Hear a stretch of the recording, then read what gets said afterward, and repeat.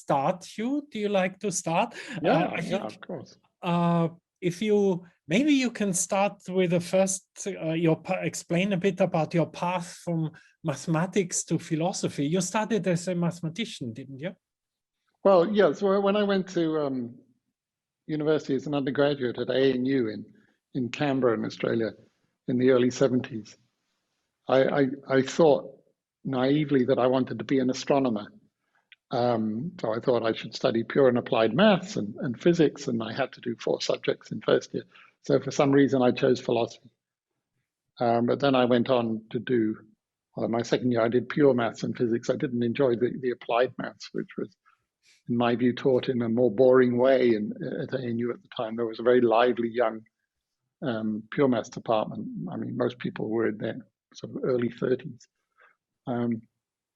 Led by Hannah Neumann, who is a remarkable mathematician herself. But then in my second year, I think I was a lazy student and didn't do enough work in the physics, whereas in the maths it sort of came more easy to me.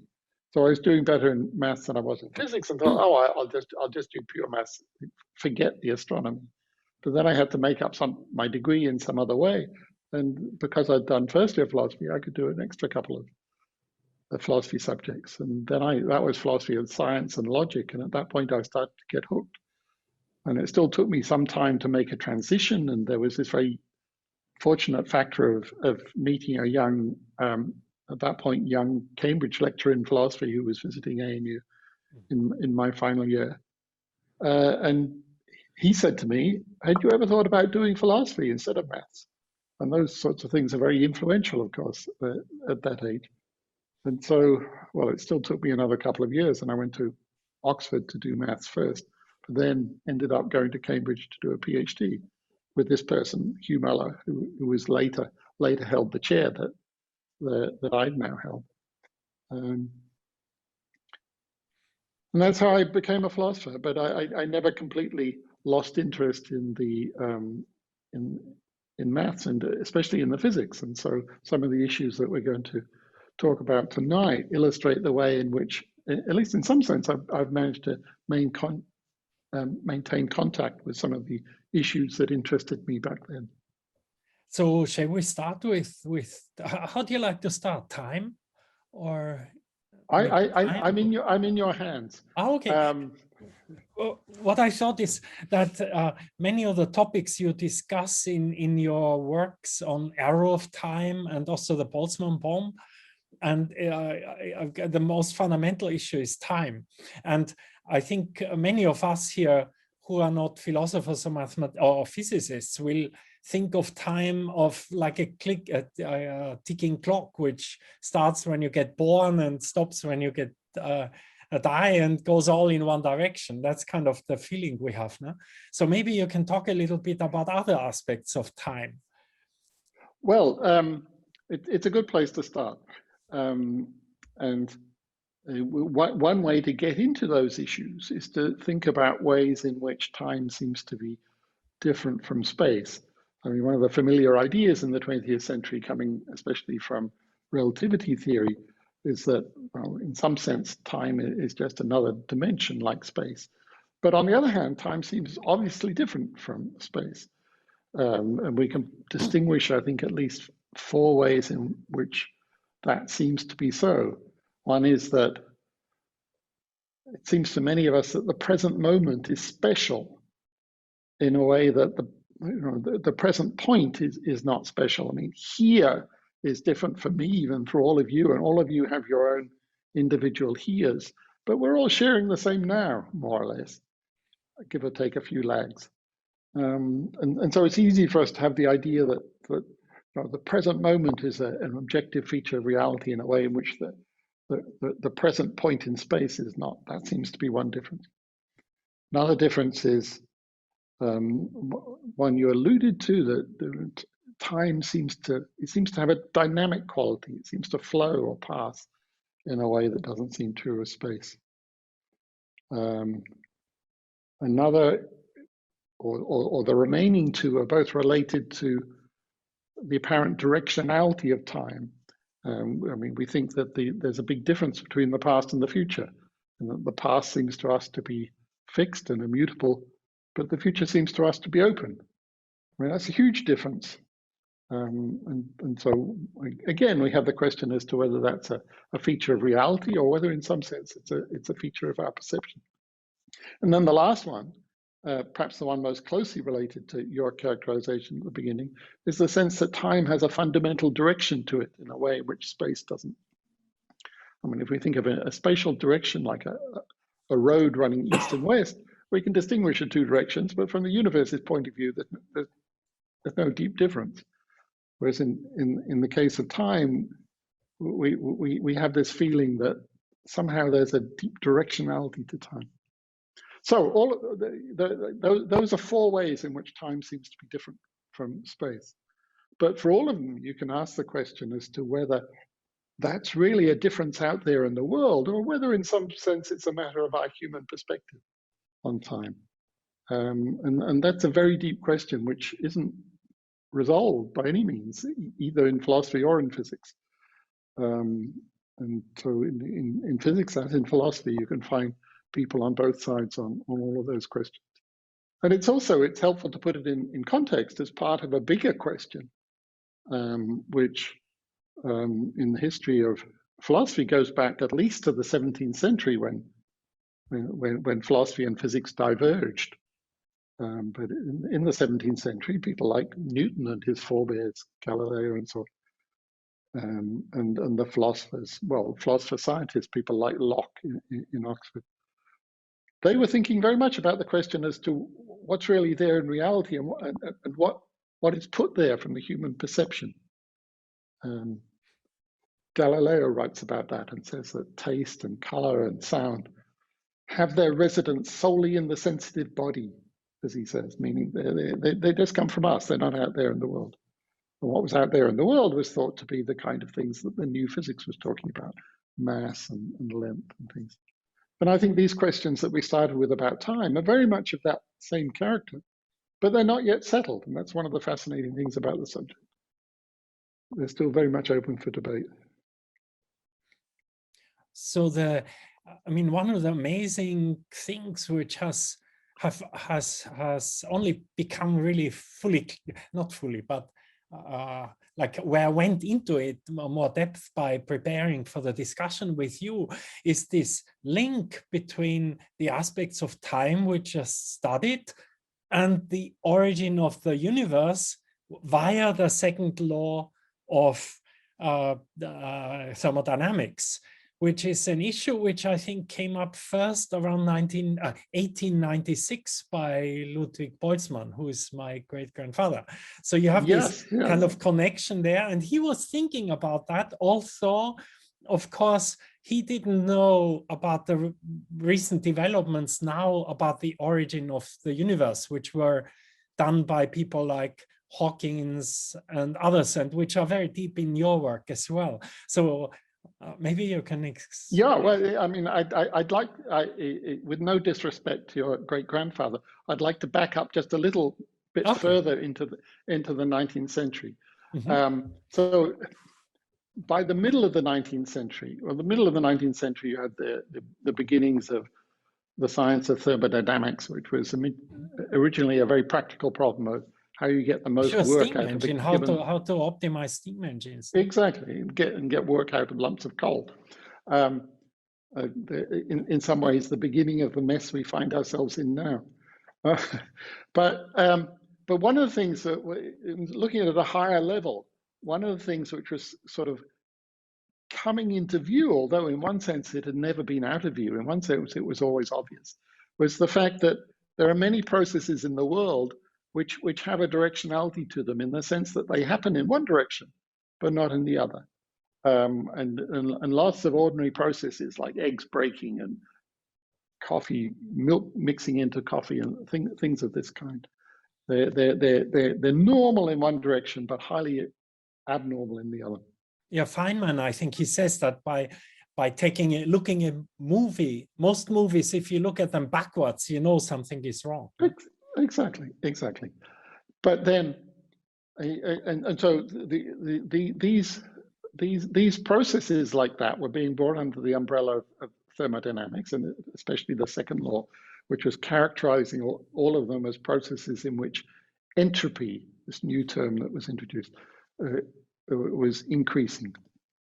And then, thanks to the work of, well, especially Boltzmann, but also building on Maxwell, for example, a little bit earlier in the 1870s, there was a new statistical treatment of this. So that, you know, that there seemed to be a statistical argument for why these processes had to go in one direction, because that was just a matter of overwhelming probability.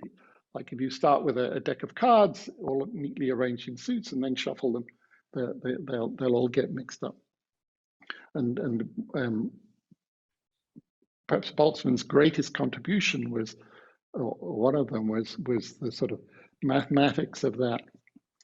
But as Boltzmann came to see, there was a puzzle in that, because the statistical configuration, I mean, the statistical arguments he was using, they didn't themselves have a direction of time. And so if you could use them to show that entropy had to go up towards the future, why couldn't you use them to show that entropy had to go up towards the past too? And that was a problem that was first pointed out by his colleague Loschmidt in Vienna. I think he was his teacher. I think Loschmidt. I think he was. Yeah, I think that's right. I'm not quite clear about the dates. But so partly through that route, and also partly through some discussions that took place among British scientists in the 1890s, there was sort of crystallization of this question: how did entropy ever get to be so low in the first place? And Boltzmann considers that in one or two places in the 1890s. And in one place, he describes a suggestion that he attributes to his assistant. He says, my old assistant, Dr. Schutz. As far as I know, nothing else is known about Dr. Schutz except that there's this reference to him in Boltzmann. And the suggestion is that, look, if the universe is infinite in time, then the sort of random processes that he's describing, the random shuffling processes, will just occasionally shuffle the world into this highly ordered system that we find it in now. Now, of course, that's incredibly unlikely. It'll take billions of years for it to happen. But, and this is one of Boltzmann's great insights, if observers like us can only exist in such regions, then it's not at all surprising that we find ourselves in one. Mm-hmm. So this is a very early example of what's now called anthropic reasoning in cosmology. But then he also saw that this picture was completely symmetric, because the process by which the sort of order was established and the process by which it then dissipates again are quite symmetric. So these places in the entropy curve where there'd be a kind of dip were symmetric. And Boltzmann pointed out that, you know, creatures living on one side would see the future going in one direction, creatures living on the other side would. And then he says, you know, it's a consequence of this picture that in the universe at large, just as in space there's no up and down, so there's no objective past and future. So as far as I know, that's the first time in science where there's a really explicit rejection of the idea that the direction of time is an objective feature of reality. And Boltzmann is saying that if this hypothesis was right, then it would be like up and down. And of course, our ancestors presumably at one time thought of up and down as perfectly objective. But we now know that up for me here in Sydney is very different from up for you in Japan or in the UK. So that's how Boltzmann's involved in this question as to why entropy is now so low.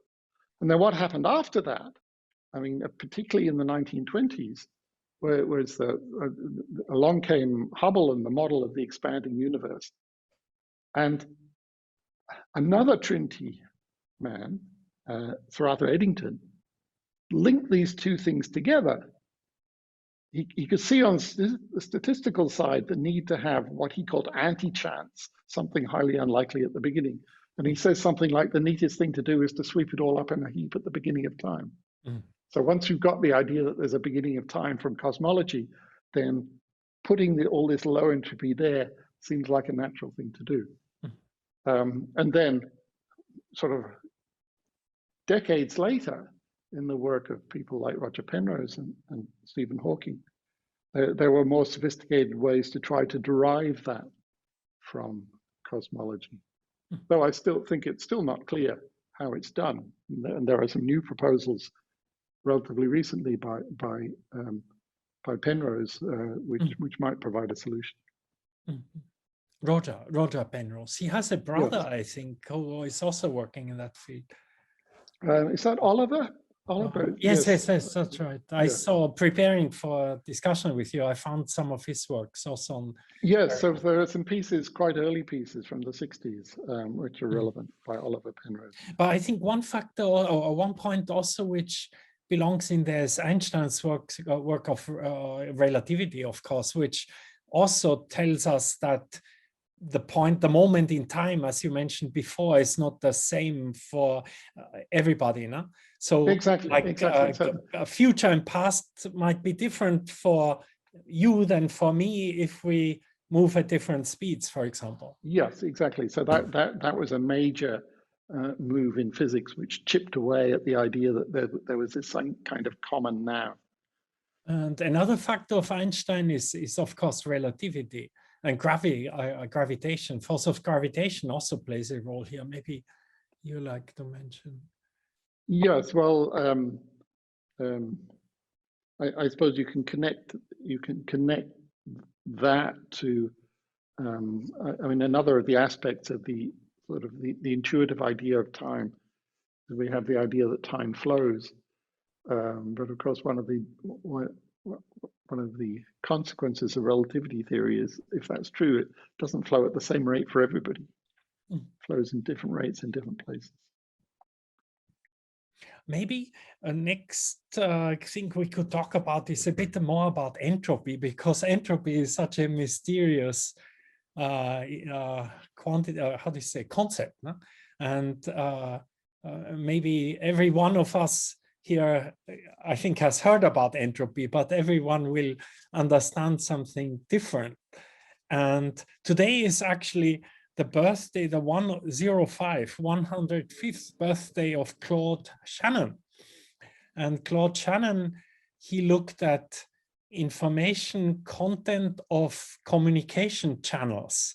And he came up with a formula to work out how much information can go through a particular information channel, and that he worked at Bell Labs. So in those days, people were thinking about telegraphs and telephone wires and encoding and encryption and noise on telegraph wires. And he came up with a formula, and he went, I forgot who it was, Norbert Wiener, another mathematician. And and another person with a Trinity connection. Is that right? I didn't know. Yeah, he was at Trinity around about 1910 or so. Norbert Wiener. Yeah, and he writes somewhere about the Trinity philosophers at the time. So there was Russell and McTaggart and G.E. Moore. And one of the things that Norbert Wiener points out is that the three of them bear a very striking resemblance to the three characters in the illustration in the original issue of Alice in Wonderland of the three characters at the Mad Hatter's Tea Party. So Moore is the Mad Hatter, Moore is the March Hare, Russell is the Mad Hatter, and McTaggart, who was wrote on time, very famous for his work on time, was the Dormouse. This is a brilliant observation and fascinating, because the illustration had been published nearly 50 years before, but here they all were in Trinity College at the same time. And Shannon asked, I think it was Norbert Wiener, I forgot exactly who, but he showed him his work and he said, how should I call this quantity? And he answered to him and said, call it entropy, because the Boltzmann has done very similar work, came up with a very similar formula. And your advantage is that nobody understands entropy very well. So if you call it entropy, you always have an advantage in any discussion because it's so hard to understand. So why do you think entropy is so difficult to understand? Or I think I'm not enough of a mathematician to answer that question. okay. But there's another way in which something like that line sometimes get used in the discussions that I've been talking about, that I do know something about. I mean, people say, look, we don't even understand what entropy is. I mean, how can you spend your time worrying about the second law, which says that entropy increases if you don't know what it is? And to that, I like to say that, well, there's a sense in which we have these competing definitions of entropy, but we don't need any of them to understand what the puzzle is, the puzzle that as it were, became clear as a result of the work of people like Boltzmann. All we have to do is reflect on all these examples of ordinary physical processes which happen with one orientation in time, but not the other orientation. So we're back with things like breaking eggs and stirring coffee and explosions and all of these things. We don't need the term entropy in order to observe that there are all these ordinary processes which happen with one orientation. And so then the puzzle as to why that's so, given that the underlying laws of physics are essentially time symmetric, the puzzle is on the table there without mentioning entropy at all. When people ask me about entropy, usually I say, there are many faces to entropy, but one of them is the measuring information, which is really Shannon's argument. No? It measures information, and it goes by the logarithm.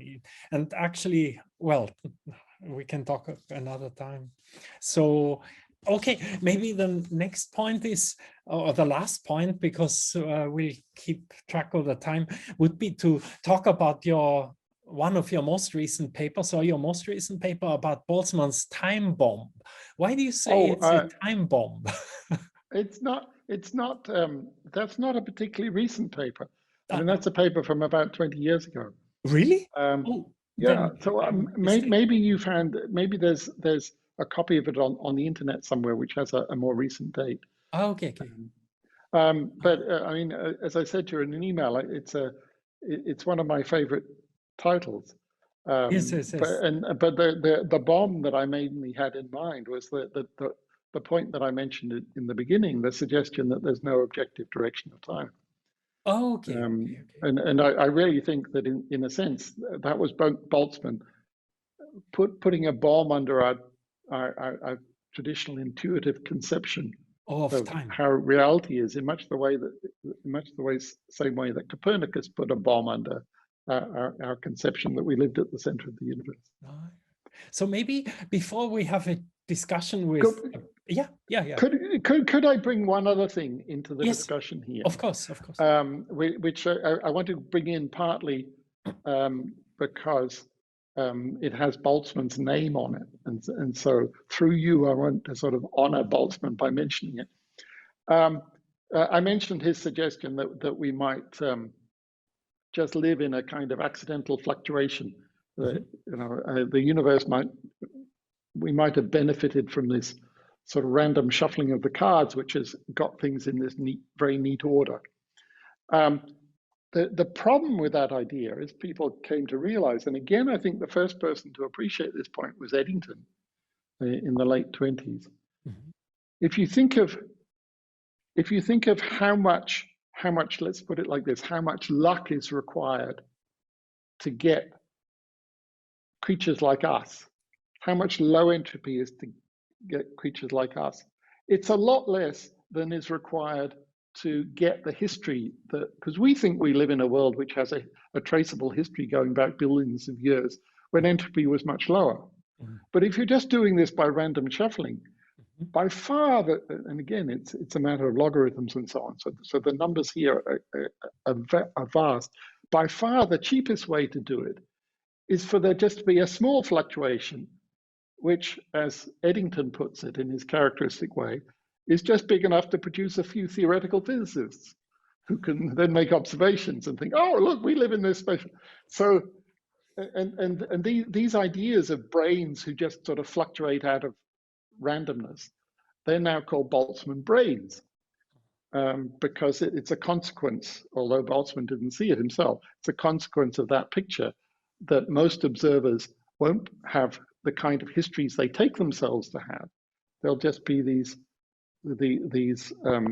beings who've sort of formed out of a random soup in a completely different way. And it turns out that the issue as to whether we are Boltzmann's brains or not is an important issue in some modern cosmological models, because in some cosmological models, there are vast periods of time in which, by the process that Boltzmann was thinking of, these observers like this could be created. And of course, no, if the models have certain features, then it looks like it's much more likely we're like that than being creatures who actually have the past that we think we do. And so there's this fascinating problem of skepticism arising from these kind of Boltzmann statistical considerations, which is still a problem for some models in modern cosmology. I'm not sure I understand that, because if I think I've got a past, well, the past I think I've got nevertheless constitutes some sort of order. It might be just order in my mind, but it's still order, isn't it? Yes, but it's a lot less. Just having the order in your mind requires a lot less order than having that same order produced by the kind of processes that you think produced it.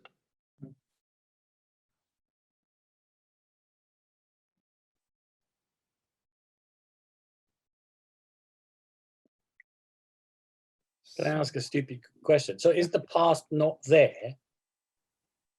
Oh, well, let's see. Are we still talking about this Boltzmann brain possibility? Yeah. So in the Boltzmann brain possibility, the past would be there, all right. It would just it just wouldn't be what we think it is. I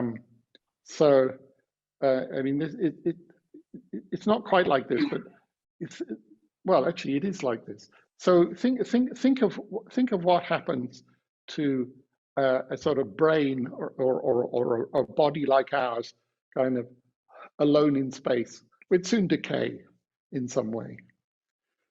That's the most likely thing in the future for an isolated brain or body like one of ours, even if it's having the kind of experiences we're having now. By the time symmetry of the statistical arguments involved, that's true in reverse too. So the most likely way to get something like one of us is for it just to have happened accidentally by a process which is a reverse of that decay process. That's much more likely than what we actually think is the case, where there were billions of predecessors of us, human and non-human, which sort of took advantage of a much bigger entropy gradient from the distant past. And by extension, at least from my point of view, you are merely a figment of my imagination. Exactly. Yeah. So when Eddington said that we need a few theoretical physicists, he sort of understated the case. We just need one. The frustrating things about all these figments of our imaginations is that they don't do what we want them to do. And things happen that we didn't expect, and we find ourselves in situations where we say, ah, and I look at actually this reminds me of another story. Presumably he has assembled during his life, and they're visible to me, and they're there as things for him, and that kind of links him to the physical universe through which he has passed up to this point, kind of situation. I mean, I'm sort of fascinated by this problem because I'm a historian. And last week, I did a lecture to first year postgrad students because although I'm a historian of architecture, and architecture in Japanese universities, state universities anyway, ends up in engineering. So there are people in engineering and other aspects of science, and they're all in the same massive kind of faculty, if you like, super faculty that they've created, and giving them a lecture about history and architecture. And my beginning actually is to say, okay, so what is history? And I start by saying, everything starts with this big bang, and that's the world of physics. And we move on, and the conditions of life created on our planet, that's the realm of chemistry. And then as life forms develop, we get life forms and they change into more and more complex things. And that's biology and its genetic change. And finally, we get to human beings, and where history comes into it is our communication abilities, which allow us to transmit very specific things to each other, but also through written documents and so forth, communicate with people who aren't alive anymore. And all of this process is happening through time, and time has a directionality which the other three dimensions clearly don't, for us anyway. We can't get off it. And through that, we're reading what's happening, and I'm kind of busy trying to reconstruct it. So if it's all a figment of imagination, well, that's quite nice in some ways and a bit depressing in others. Yeah, I mean, I don't think we need to take this Boltzmann brain problem too seriously at the moment. But it would be good to have an answer to the question as to why entropy is low at the 13 billion years ago, which provided an alternative to the suggestion that it's just a matter of random luck. Because if it's just a matter of random fluctuations, then we do still have the Boltzmann brain problem.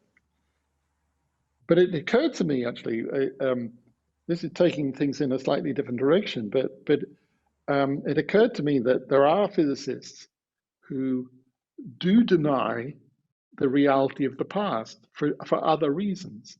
And I was once at a meeting at the Perimeter Institute for Theoretical Physics in Canada, in Waterloo in Canada. And the speaker was a quite well-known quantum physicist called David Mermin, who's I learned solid-state physics from his books. Yeah, so I don't know about it. I don't know about those books, but he also has some very nice popular pieces about the puzzles of quantum theory. And his interpretation of sort of quantum theory is that it's telling us that no, there is really no past and no future. There's just a present moment. And what we say about the past is just really a convenient way of making sense of our observations in the present. And so I said, in the discussion, I said, no, it's an interesting suggestion, but I think we can take it a bit further. I said, it seems to me that our descriptions of other people, or to make it more specific, my descriptions of you, are just a convenient way of making sense of my observations. And so what I was pointing out to him was this same line of thinking, which was leading him to deny the past, could perfectly lead any one of us to deny the reality of everybody else. So it's a very well-known slippery slope in philosophy. Did you? But it's an interesting comment on the state of contemporary physics, that you can find very smart people like that who are led to take what, by ordinary standards, look like quite extreme views, denying the reality of the past, in the light of their sort of conundrums of, in this case, quantum theory. There's this talk which Boltzmann gave at the end of the 19th century about Schopenhauer. He's very, very rude about Schopenhauer. And essentially, I mean, his message is that what he's saying is really that, physics is needs to create a building without logical contradictions, and which gives us, rules how to act in this world. And he was kind of telling Schopenhauer off for philosophy going into this type of extreme directions. Did you have you read it? I'm sure you've read this. No, article. no, I'm embarrassed that I've never read that. I don't think I've ever read any Schopenhauer either. Yeah, he's well, Boltzmann has, but severely criticizes him. Yes. You know, he says he sees no reason in doing that type of philosophy. You know, where he wants to. He was really bringing him back to reality and saying, look, you know, we need to do something where we can have impact on the world. Essentially, he's saying. Yeah. Yes, I mean, you can find that same sort of tension between physics and philosophy that are well into the 20th century, even in the 21st century. I mean, so there are some of the famous examples in the 20th century concerning time. There's a sort of debate between Bergson and Einstein about time. Mm-hmm. And certainly many people, including many philosophers, feel that Bergson simply didn't understand what Einstein was on about. Oh. But then you can also find cases, and Feynman qualifies here, of physicists being rather rude about philosophy, while at least in some cases, making sort of philosophical mistakes in reasoning themselves. And so one of the themes in my book, Time's Hour and Archimedes' Point, was in effect pointing out some of these logical fallacies and some of the thinking, both by physicists and philosophers, about some of these problems as to where the time asymmetry gets in. Mm-hmm.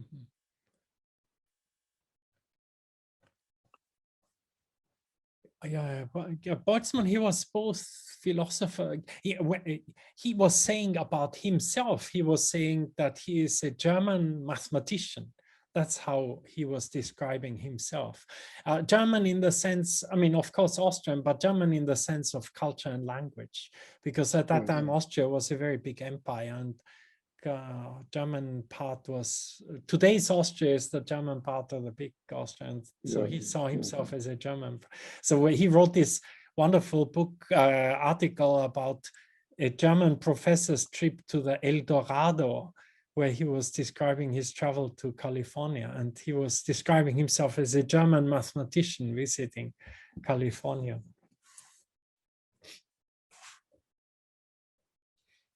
But he was, I mean, he was professor of philosophy also. And so he was kind of oscillating between mathematician and physics and philosophy later in life. No? Earlier, not early.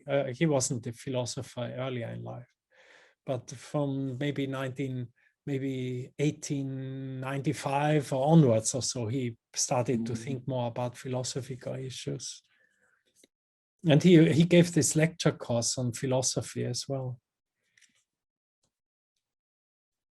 where I discovered these lecture notes were thought to be lost, and when my grandmother died, I inherited his writings. So I took a break from my PhD days in Cambridge and went for 2 weeks to Vienna and cataloged it, looked to what is there, and discovered these lectures on philosophy of Boltzmann, which were thought to have been lost.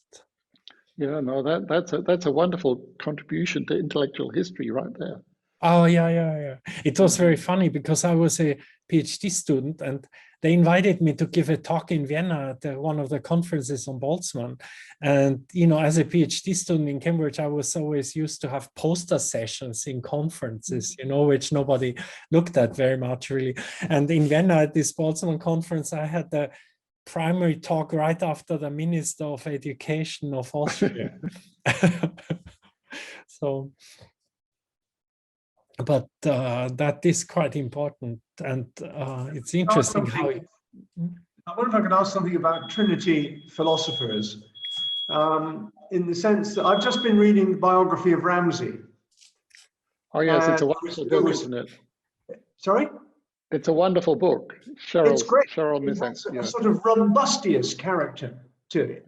Yeah. There's a lot of life and action, quite a bit of sex actually as well, in the whole thing. And I think that the author had this brilliant idea of having these guest appearances by particular people who explain in little boxes aspects of Ramsey's mathematics and or philosophy. But of course, he was a Trinity undergraduate. Yes, and then Keynes stole him from under the nose of Trinity and got him a Yes. fellowship in King's. Yeah, And had to change the rules because King's had never appointed somebody who wasn't one of their own to a fellowship before. And I don't think he even had an MA by the time he got his fellowship at King's. But the thing I wanted to ask was, of course, Ramsey's most famous work, I suppose, well, it's difficult to say because there's so many extraordinary things that he did in such a short life, but is the foundations of choice under uncertainty. Yes. And that whole, the famous paper on probability and choice. Yes. Yeah. And I was just puzzling away through the discussion of time to also reflect on time and choices, because one sometimes argues that some choices are irreversible and some choices are reversible. And so the concept of time and choice as an act, as opposed to something that's random, as an act, seems to me to impinge on this notion of reversibility or non-reversibility. Yes, and in fact, I'm really stepping outside my territory and talking nonsense, or does this? No, but I'm really delighted that you brought Ramsey into this discussion, because but by just tweaking your question a little bit, I can relate it to some of the things we've already been talking about. Yeah, that's very diplomatic. But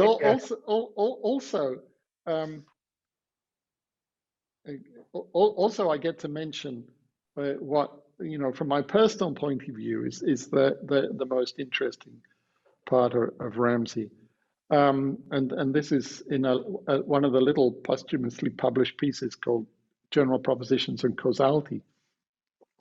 And one of the questions that Ramsey comes to in that piece, he starts off talking about what distinguishes sort of law-like generalizations, like all men are mortal, from other kinds of statements.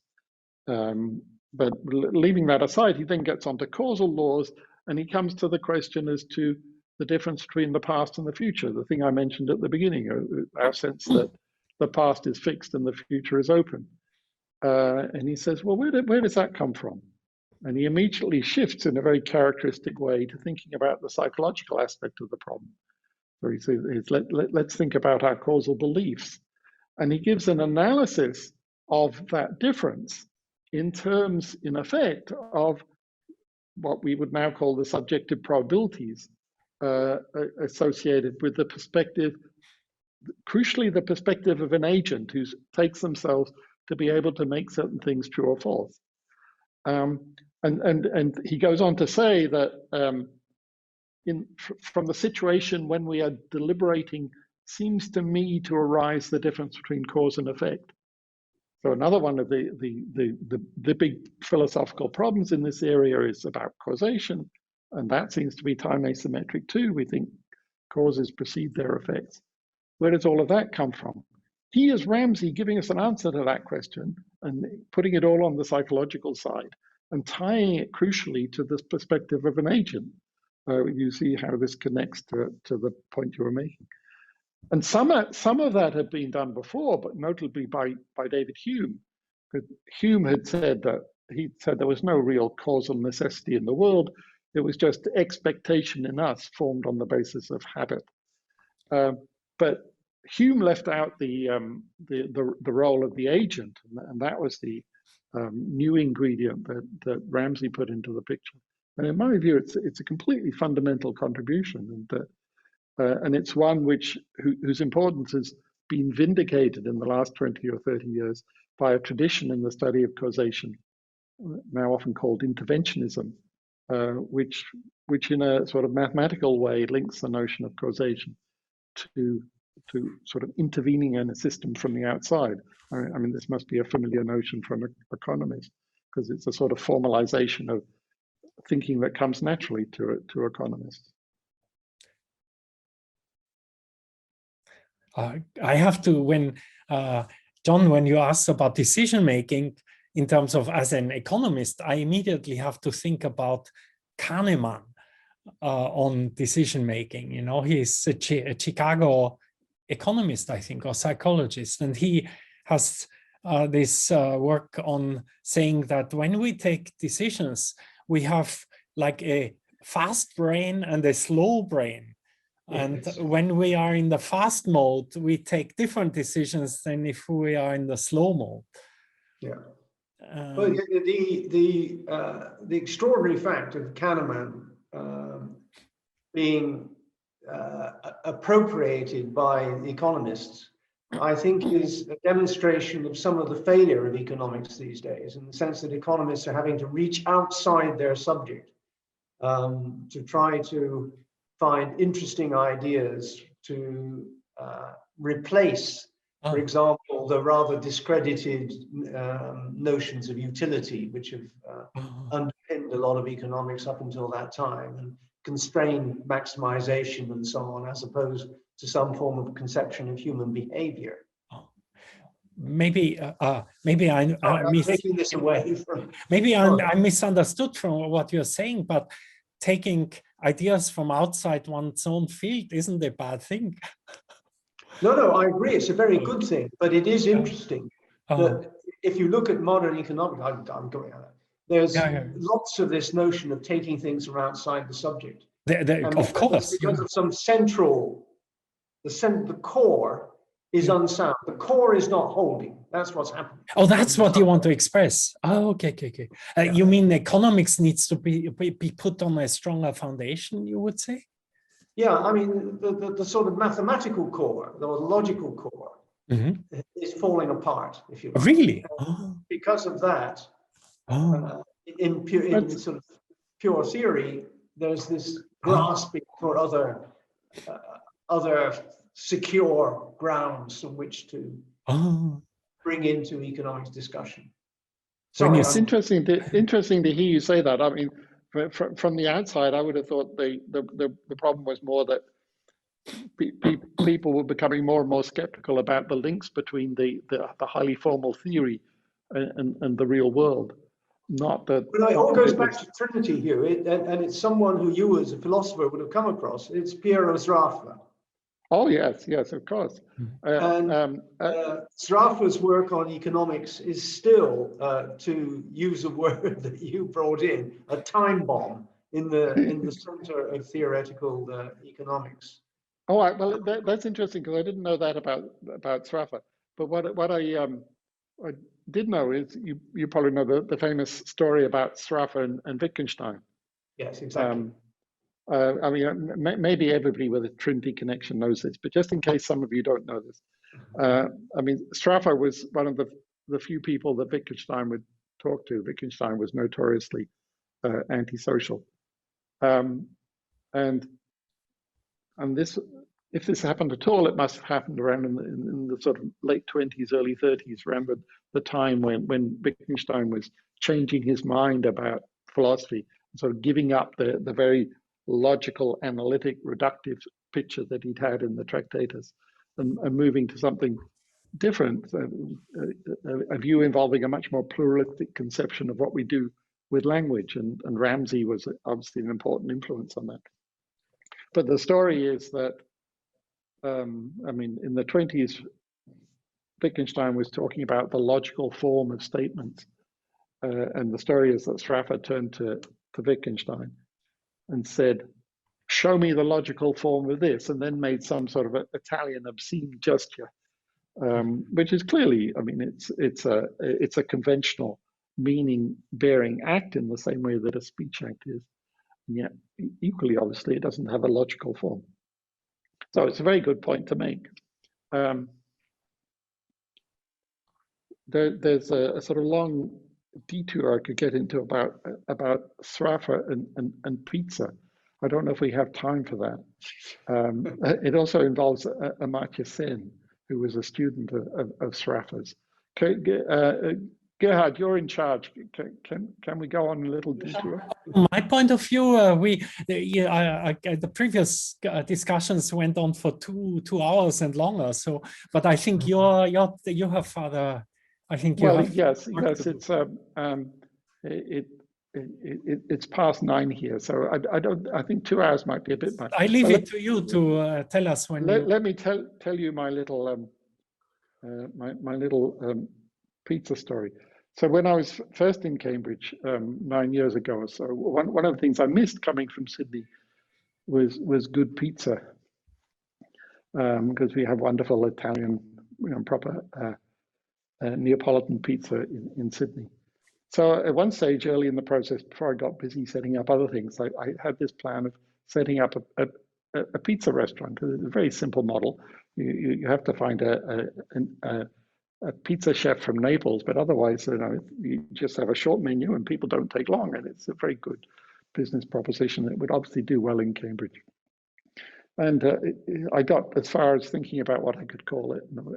I was thinking about, obvious sort of Italian intellectual names like La Sapienza or something like that.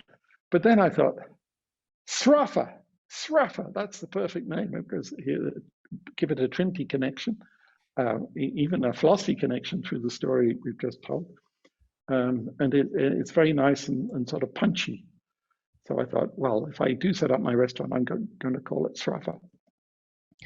And then, sometime after this, a few months later, when Cheryl Missack, the author of this wonderful new biography of Ramsay, was a visiting fellow commoner in Trinity, we were sitting after lunch downstairs, and Amartya Sen was there, and Cheryl was talking to Amartya about trying to do something more with many of Sraffa's papers, which are sort of sitting in the library but not getting the attention they should have.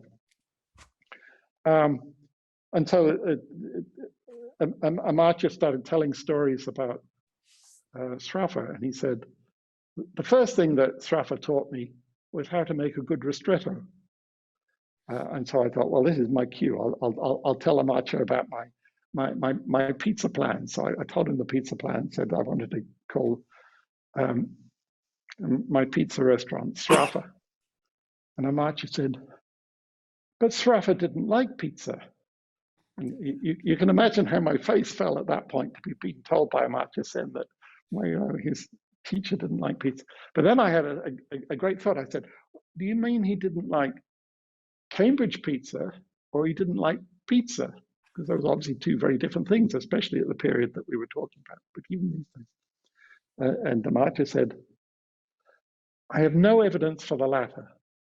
My evidence for the former is that when we went out for a walk or something and decided to have something to eat, Sraffa would always say no to pizza, but of course he was saying no to Cambridge pizza in the mid-20th century. So at least some of my face was saved. And then Amartya said, well, if you do open your restaurant, I'll come and open it for you. And so that was a further incentive, but unfortunately I got so busy that it never happened. I think that's a great story. I have to go in a moment, but I'll tell you my philosophical Sraffa story, which also connects in another way to you, Huw, because it was when there were Trinity in, I think it was 1976 or 7 or something like that, put on some Bertrand Russell memorial lectures.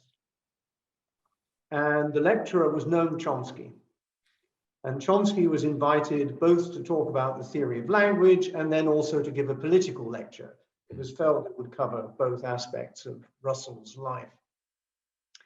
And I was the editor of the Cambridge Review at the time, and we persuaded Chomsky to publish the lectures in our magazine. It actually nearly bust the magazine because we usually produced 500 copies and we had to produce 3,500. But there we go. It was a bad business plan. But then I took Chomsky into Trinity for dinner. I was told to do this as a young fellow, and the master was Rab Butler. And we sat up next to the master, which I had almost never done as a very young fellow. And opposite us was Zrafa. And Rab, as a politician, turned to Chomsky and said, well, Professor Chomsky, could you tell me the foundations of your theory of language? And opposite was Zrafa, and Zrafa was ignoring everybody. As he got older, he became more and more insular, and he was there just eating his soup. And Chomsky said, well, language is an unknowable characteristic of the brain. And immediately, Zrafa banged down his spoon and said, then how can you speak of it?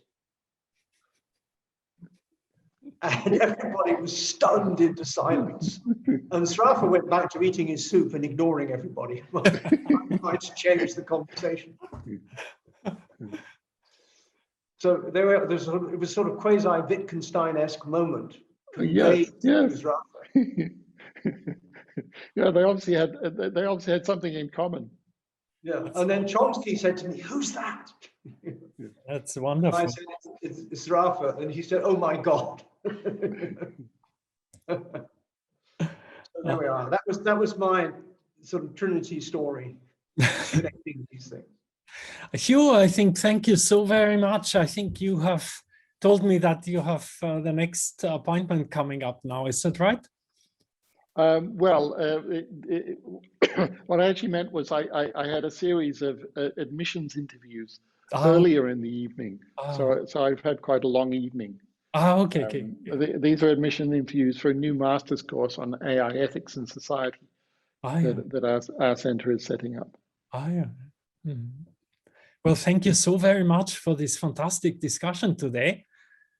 Well, this has been great fun. Thank you so much for suggesting it. I'm organizing more, so if you are interested, please join again. Well, yeah, no, I'd love to do that. And if you're holding them in the evening Japanese time, then of course that's a convenient time for me. Normally we have it at dinner. Normally we meet here in a restaurant and have dinner. But now with the virus situation, I moved it onto Zoom, which is different because we can have people from all over the world now. Yeah. Well, who knows? One of these days I might be able to come and join you for dinner. When you come to talk, please come. That would be a real pleasure. Let me just mention before we go, since I've already mentioned pizza. Yes. The last time I was in Tokyo was in October 2017. Okay. And I had a couple of days before the meeting that I was involved in. So 2 evenings sort of on my own. I thought, I know I should eat something good. But I thought there's no point in eating Japanese food because I have no sense of what really good Japanese food is like. But I do know something about pizza. And I know that when Japanese people take something up, they have a tendency to do it extremely well. That's right. Japanese pizza cooks, they always win the prizes in Naples. Yeah, so that's what I did. I found these people. And the first night I went to one which turned out to be only 15 minutes walk from my hotel, which was sort of run by the young master. And that was incredible. But then the next night I found the one run by his teacher, which was only a little bit further away. And so I had some of the best pizza I'd ever had in my life in Tokyo, 2 nights running. You should have told us, and I would have organized a Trinity in Japan event for you. Yeah, well, if I'd only known about you then, but next time. Next time. But thank you so much, and this was fantastic for all of us. May I say just one word? Oh yes, of course. Sure. John eat well because I was one of the students under his tutorial, and John, very nice to meet you again. And you had lots of students from America, from Australia, and I met some of them, Peter, Adrian, and all that. We talked about John. Oh, yes. Yeah, no, Adrian has been involved in OECD things and so on. Exactly. Peter, I worked in the OECD as well. Ah, right, okay. So Well, we I hope my tutorials didn't do any permanent harm. well, I was a bad student, and Peter and Adrian, they were damn good. Yeah. Okay, well, great to see you again. Very nice to see you. Great. Thank you very much, Gerhard. Oh, thank you for joining. And we'll be in touch in any case. And when you come to Tokyo, please come and have dinner with us. That'll be great. Both of you. So, excuse us leaving. I have to run away. Very Yes. nice to see everybody. Okay. Thank you Good to to meet everyone. everyone. Thank you, Huw. Thank you. Thank you.